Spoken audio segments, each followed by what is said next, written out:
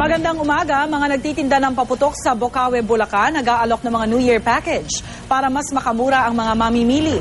Para sa detalye, may live report si Lala Roque. Lala. Tama yan, Rhea. Yung iba kasi tingi-tingi lang magbenta, pero dito nakakita tayo ng mga pakete. Kagaya na lamang nitong sa aking lakuran. Eto, no, 1,000 pesos to, pero nakikita mo, napakarami na yan. Nandyan yung Sky Bomb, may pagoda, at meron ng fountain. Meron din silang ibang pakete, yung tinatawag na New Year package. Yung combination naman yan, may Sky Bomb, 15 quitis, at meron ding 4 shots ng aerial fountain. Tapos meron din namang isang pakete na pagoda, tapos may fountain, tapos may siyam na Roman candles. Yan daw yung isa sa mga mabenta ngayon kasi 350 pesos din ang matitipid nung bibili. Kasi kung hiwa-hiwalay mong bibili niyan, Rhea, nasa 450 pesos isa.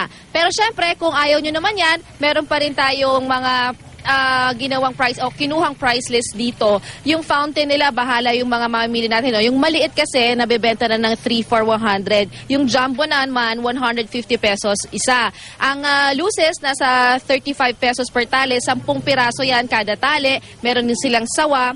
Yung 500 rounds, medyo nagtaas sila ngayon ng 50 pesos. Kung dati 150 pesos, ngayon nasa 200 yung 500 rounds. Meron din quitis na 350 pesos, yun yung 100 pieces na.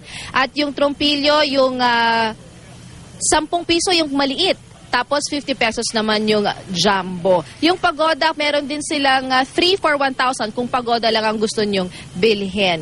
Tapos yung tungkod, yun yung parang malaking-malaking luces ay nasa 350 pesos ngayon ang bentahan. Tapos meron pa rin tayong aerial fireworks, yung 16 shots, nasa 450 pesos. Yung 20 shots, nasa 650 pesos ang bentahan ngayon dito sa Bocaue, Bulacan. At saka, Rhea, no, tinanong natin last week kasi tumatanggap pa sila ng mga reservation. Pero ngayon, hindi na daw sila tatanggap dahil inuubos na lamang nila kung anong meron sila sa kanilang tindahan ngayon. Sabi nga ng mga tindero-tindera, hindi na daw talaga nila kayang tumanggap pa ng reservation kasi wala rin talaga silang mga supply. At gaya na banggit nila kanina, inaasahan nila tatanghali o mamayang alas 3 ng hapon ay mauubos na daw sana ang kanilang mga benta para ngayong bagong taon ay makaabot naman daw sila. Rhea?